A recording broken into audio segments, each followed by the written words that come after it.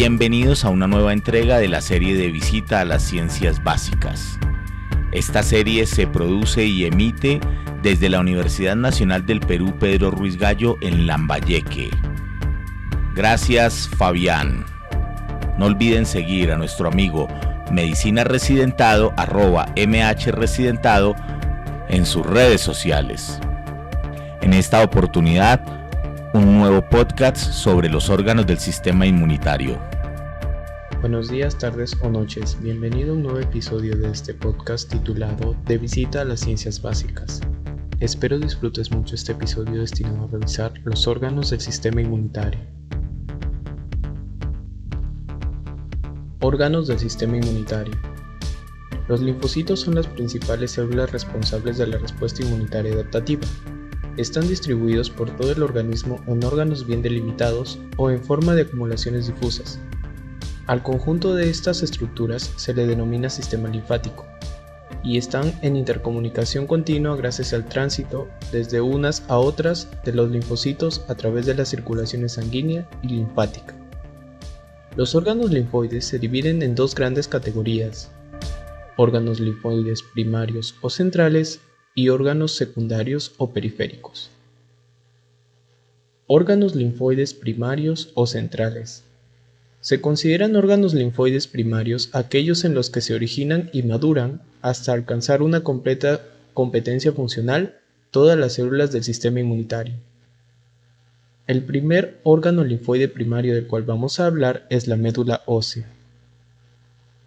Los linfocitos proceden de las células madre hematopoyéticas.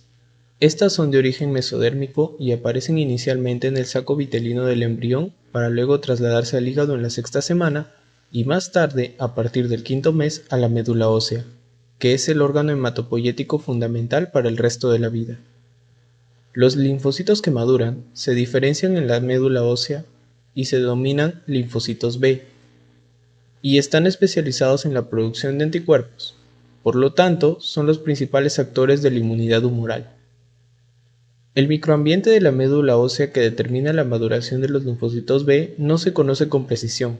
Se cree que implica la liberación de factores solubles como la interleucina 7 y estimulaciones yuxtacrinas, o sea, entre células adyacentes, las cuales se llevan a cabo en las células del estroma medular. También es muy importante en este proceso la interacción de las células inmaduras con proteínas de la matriz extracelular. El segundo órgano linfoide primario del cual hablaremos es el timo. El timo es un órgano linfoepitelial de forma bilobulada que resulta imprescindible para la adquisición de la inmunocompetencia de los linfocitos T durante los primeros años de la vida. Aunque es en el timo donde los linfocitos T adquieren su diferenciación y madurez, no se debe olvidar que sus precursores se originan, al igual que ocurre con los linfocitos B, en la médula ósea desde la que migran hacia el timo. El periodo clave de este proceso lo constituirían el desarrollo ontogénico y la infancia, ya que la extirpación del timo a un adulto o a un humano en el final de su adolescencia no implicaría un déficit inmunitario. El timo deriva de un esbozo epitelial formado a partir de la tercera y cuarta bolsa faríngea, y es el primer órgano linfoide que aparece. El tamaño del timo aumenta a lo largo de la vida fetal y postnatal hasta alrededor de la pubertad, momento en el cual empieza a involucionar. En el adulto, la producción y maduración de los linfocitos T tiene lugar en la médula. Es importante conocer que el desarrollo de estos linfocitos en el timo sigue una distribución córtico-medular, situándose en la médula de forma mayoritaria los linfocitos T con mayor grado de madurez, desde donde circularán a los órganos linfoides secundarios. Ahora vamos a hablar de los órganos linfoides secundarios o periféricos. Estos órganos linfoides secundarios son los órganos donde los linfocitos ya maduros e inmunológicamente competentes toman contacto con los antígenos y donde se va a producir las respuestas inmunitarias frente a los estímulos que estos nos conllevan.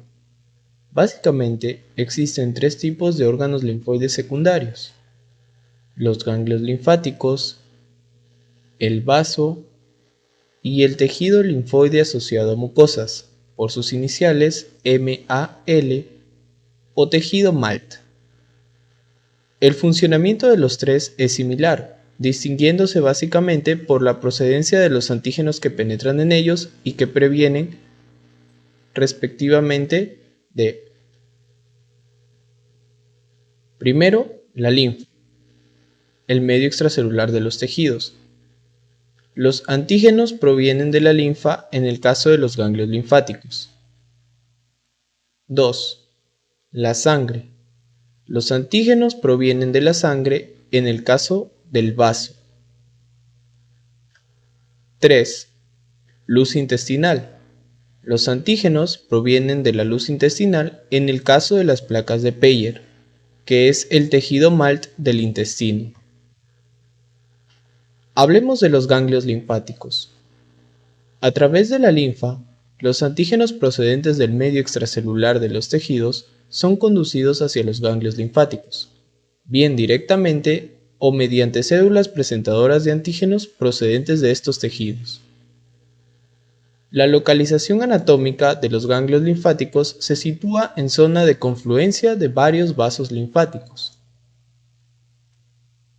Tienen una forma similar a la del riñón, con una longitud y grosor respectivamente inferiores a 1,5 centímetro en condiciones fisiológicas. Cuando se desencadena una respuesta, su tamaño aumenta. Histológicamente se van a distinguir 3 zonas. La corteza, donde se localizan los linfocitos B, formando los folículos linfoides primarios y secundarios en los que se sitúa el centro germinal. Esta estructura, el centro germinal, es la zona en la que se genera el microambiente adecuado para la presentación antigénica entre los linfocitos B y los linfocitos T, así como para el desarrollo a partir de esos linfocitos B de células plasmáticas y linfocitos B de memoria. Paracorteza. La paracorteza está poblada por linfocitos T y están dispuestos de una manera difusa. Médula. La médula contiene linfocitos B y T. Los cordones medulares, que parten de la paracorteza como prolongaciones de tejido linfoide en la médula, contienen la mayor parte de las células plasmáticas que existen en el ganglio. Los linfocitos T son la población linfocitaria mayoritaria en los ganglios, considerándolos como un conjunto. Hablemos del segundo órgano periférico, el tejido linfoide asociado a las mucosas o tejido Malt. En la submucosa de los principales puntos de posible entrada de microorganismos se sitúan agregados de tejido linfoide, difusos en la lámina propia o en nódulos como en las amígdalas y las adenoides de la nasofaringe. Otro ejemplo de estos las constituyen las placas de Peyer en el intestino. También existen linfocitos intraepiteliales situados entre las células del epitelio por encima de la membrana basal. El tejido linfoide asociado a las mucosas desempeña un papel importante en la respuesta inmunitaria local de la superficie de las mucosas. Por último, hablemos del vaso. En el vaso se eliminan los hematíes envejecidos, en la pulpa roja, pero además es un órgano linfoide secundario, la pulpa blanca, y en situaciones extremas puede producir hematopoiesis extramedular, al igual que el hígado. El tejido linfoide en el vaso se organiza alrededor de las arteriolas a modo de manguitos, lo que llamamos tejido linfoide periarteriolar, y contiene áreas de linfocitos T y B, siendo los linfocitos B los mayoritarios. El vaso es el órgano linfoide secundario donde los linfocitos T y B vírgenes entran en contacto con los antígenos circulantes en la sangre para poner en marcha la respuesta inmunitaria adaptativa. Hay que recordar que el vaso carece de circulación linfática. En cuanto al vaso, una esplenectomía o un extirpamiento del vaso aumenta el riesgo de padecer infecciones por bacterias encapsuladas, ya que es el órgano en el que mayoritariamente se produce su eliminación mediante la fagocitosis de estas bacterias. Eso ha sido todo. Muchas gracias por haberte quedado hasta aquí. Espero que este podcast te sirva como complemento a tus sesiones de estudio. Cuídate mucho, sigue estudiando y nos vemos en el próximo episodio de este podcast. Gracias por acompañarnos hasta este momento. Los esperamos con un nuevo episodio todos los martes y jueves aquí en CME Online, la emisora en streaming de los profesionales de la salud de habla hispana. Ahora vía frequencyfyfm.com de Toronto, Canadá.